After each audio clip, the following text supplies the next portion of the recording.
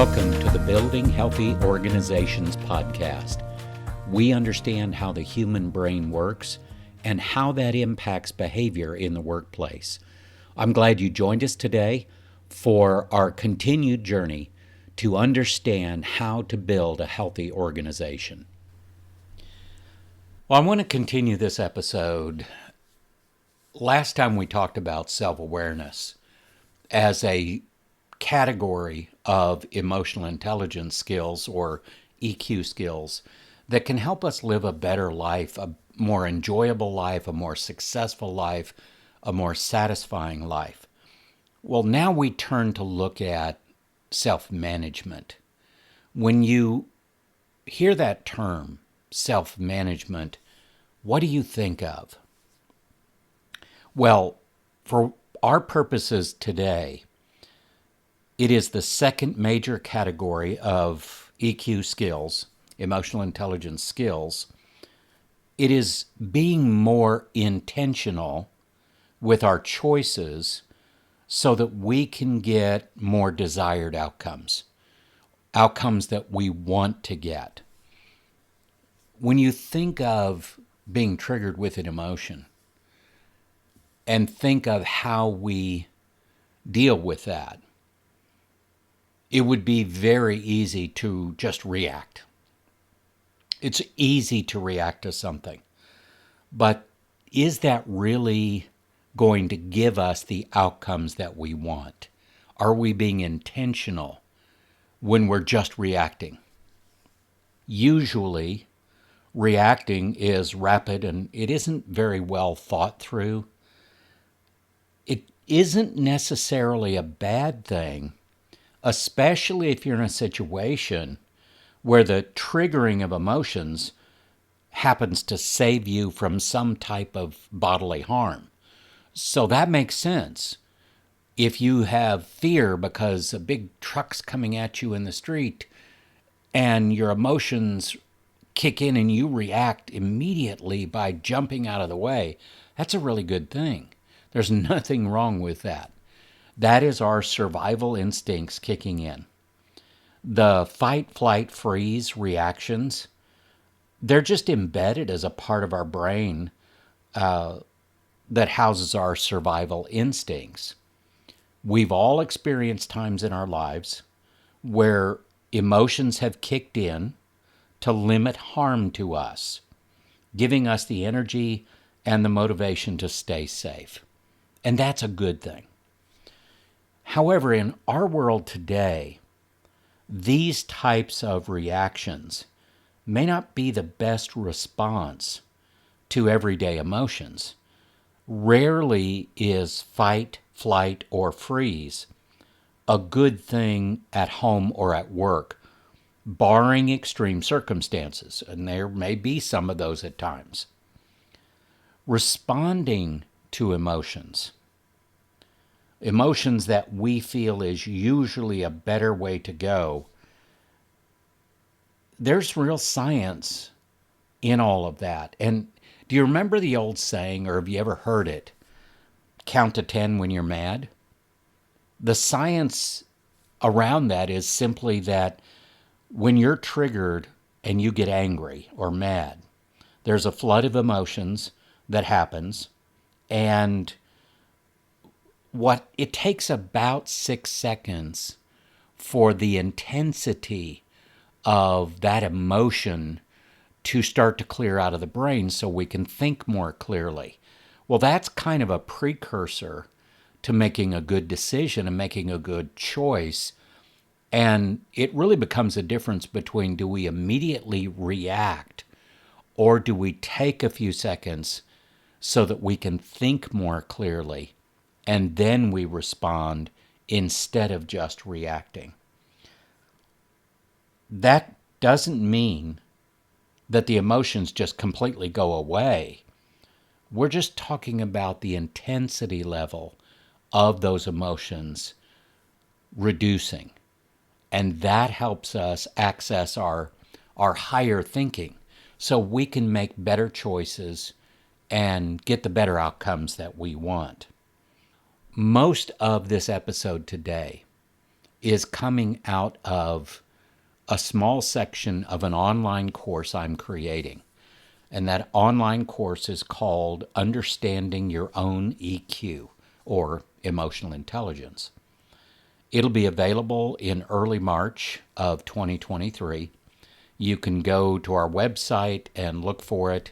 Our website is eqfit.org. And you can look in the store. And sometime in the first part of 2023, March of 2023, we will have that up on the store for you. Why am I doing this? I've been in organizational development most of my life. Part of that in sales. I've been in management, leadership, ownership, own different companies. To have healthy teams and organizations and all of those things, it starts with healthy people. And to be healthy, you have to be emotionally healthy as well, because emotions will drive so much of the impact on your life. If you think about pretty much everything in our lives has some emotional component to it, and probably a pretty large emotional component. So I want to expand out past the organizational development stuff into personal development, because that's where things start. And whether you're a stay-at-home parent or a student or a teacher or a CEO or a manager or a leader or someone that's working with their hands all day, it doesn't really matter what you do in life.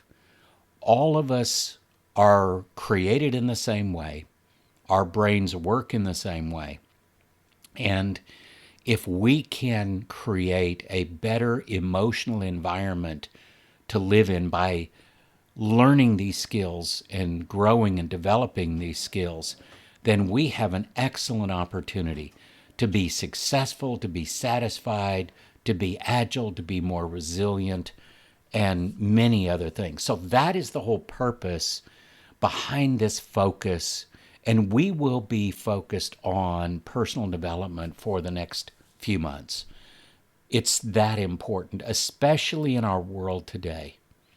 The rapid pace of change, the uncertainty that is just about everywhere, the constant increasing complexity in our world today, all of that adds to the emotional burden that we carry.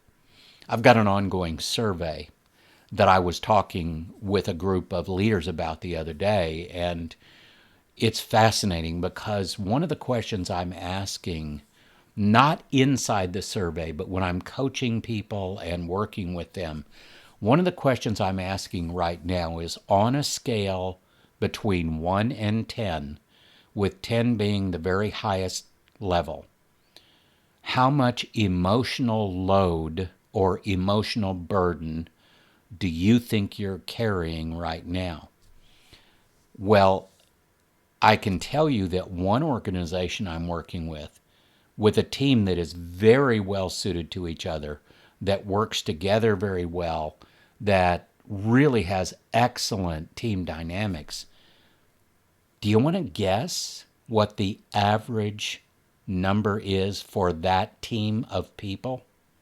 As well adjusted as they are, as well as they work together, as healthy as that team is, and as productive as that team is, the number is 8.5 out of 10. That is a very high amount of emotional burden that those people are carrying. And I'll bet it's not that much different from a lot of people that are listening to this, a lot of people in our world today. There is something you can do about it. And that's what this is all about. So as we start to explore this concept of self-management, I really want to get into some of the specific skills themselves in that category of self-management that could be helpful to you.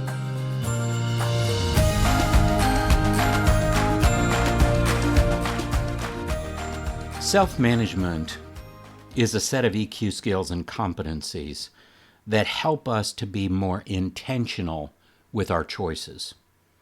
Or, as 6 Seconds, the emotional intelligence company says, being smarter with emotions. There are different elements within self-management. Call them competencies, call them skills, whatever you want, but let's focus in on those and how they might help us. What if? Let's start with what if thinking. We probably all know what it means if we use the what if approach to our thinking and deciding. If I do this, then that might happen. If I choose this, then this might be the outcome. This process, this what if process, allows us to think through different scenarios before we make a final decision and move forward. This also allows us to come up with options and then make a decision about which option might be the best. This is a good thing most of the time. When is it not a good thing? When it causes us to be stuck. Being stuck is actually a choice, to be honest about it. While we cannot control all of the things around us in our lives, we can control our choices, our efforts, and our attitude. I'm sure you've heard terms like, you're overthinking this, or you're ruminating on this. Every strength has a shadow.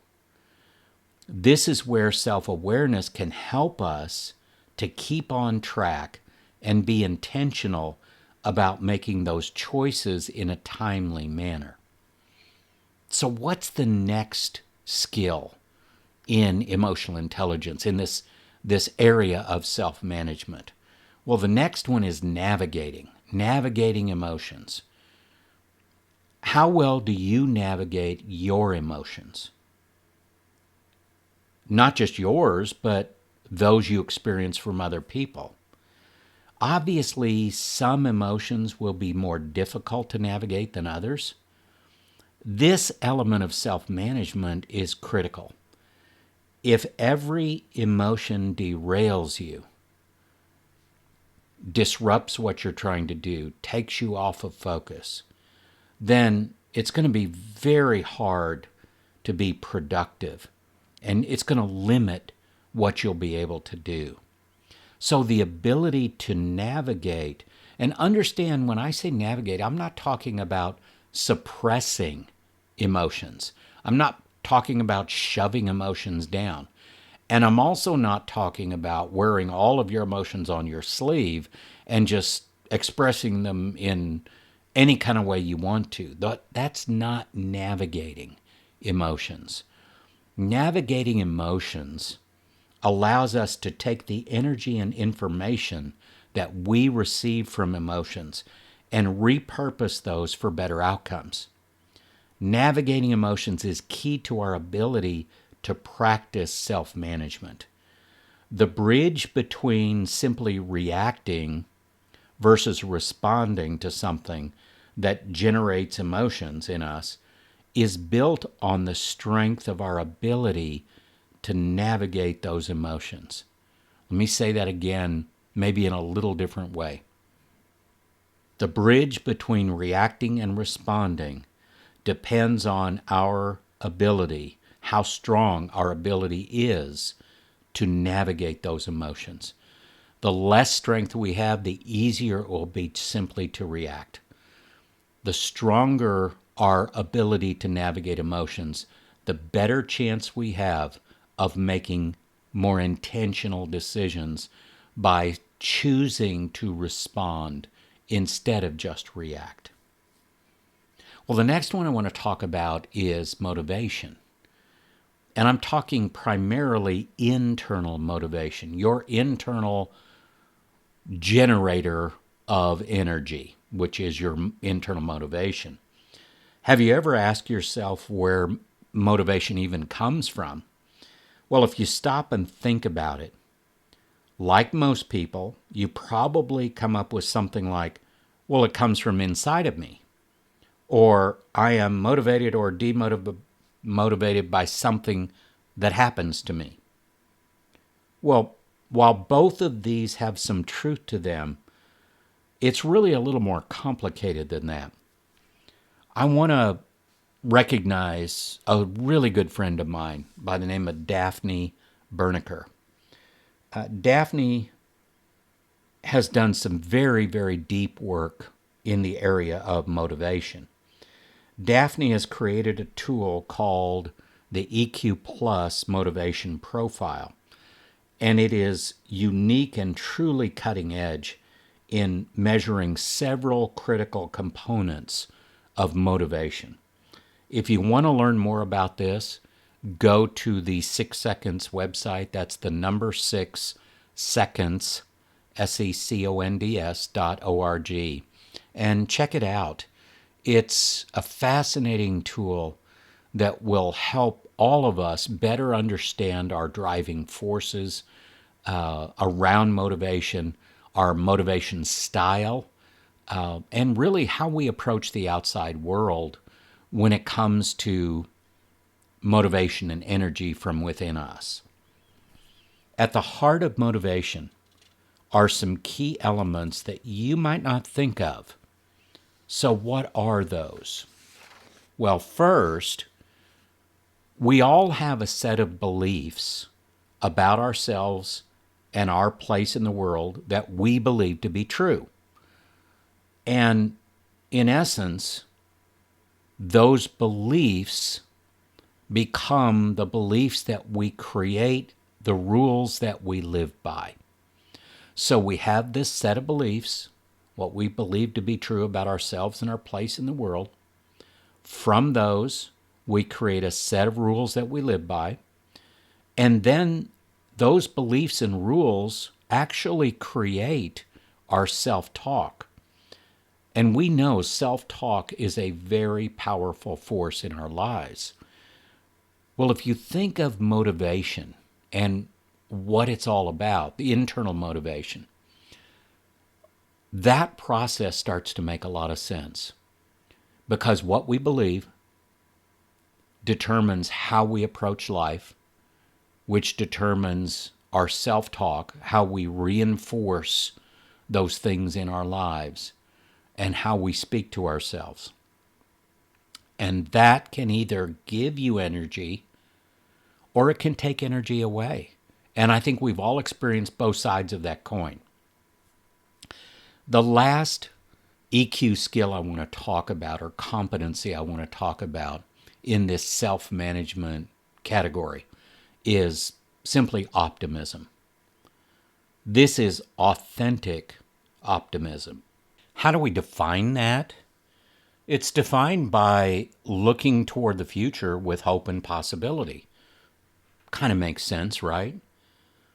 There is no way to fake this and get the results that can sustain long-term success and satisfaction.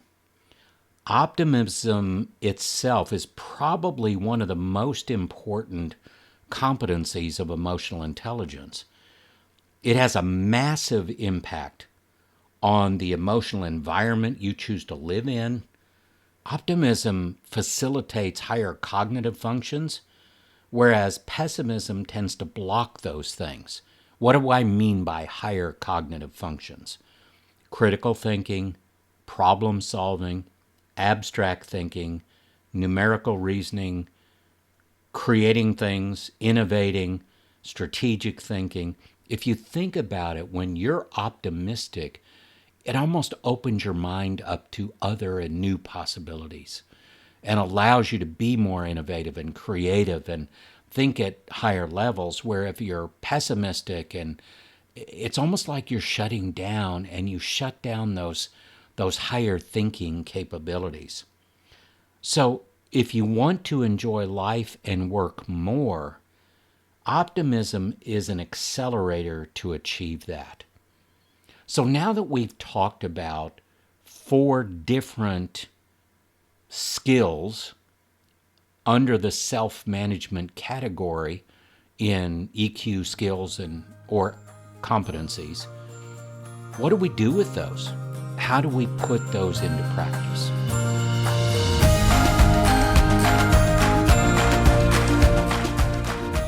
Self-management in action. What does it look like?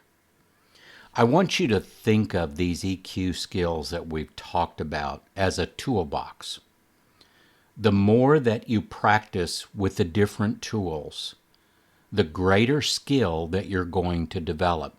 If you've ever watched someone building a house or building something with their hands, you'll probably pick up fairly quickly what level of expertise that they're applying. Are they a beginner or a novice? Are they, kind of a apprentice or a journeyman? Or are they truly a master craftsman? I think if we could all work toward that master craftsman status when it comes to our emotional intelligence skills, it doesn't mean we're going to use them perfectly all the time. That's not the way it works. But the more that we practice with these, the more we use them, the more we learn from them, the more we can see what works and what doesn't work, and how we can apply them in different ways, and how we can combine them to get different results or better results. Why is all of this important? So let me ask you this. Do you want to improve in any of the following areas? Relationships, effectiveness, well-being, balance in your life, focus, energy, leadership, decision-making, problem-solving, critical thinking, agility, resilience, connection, trust building. And those are just a few. There are many more areas of your life that you could improve in if you wanted to through these skills. Well, if you answered yes to any of those, then growing in your self-management EQ skills is a great way to improve the area that you want to improve. Self-management is the key to putting these skills into practice so you can get the outcomes that you desire. I want to close with this. All of this that we've talked about today will help each of us move further down our success pathway in life and in work if we will apply ourselves and commit ourselves to growing these skills. This is not soft skills, although many people will call it that. These are human skills.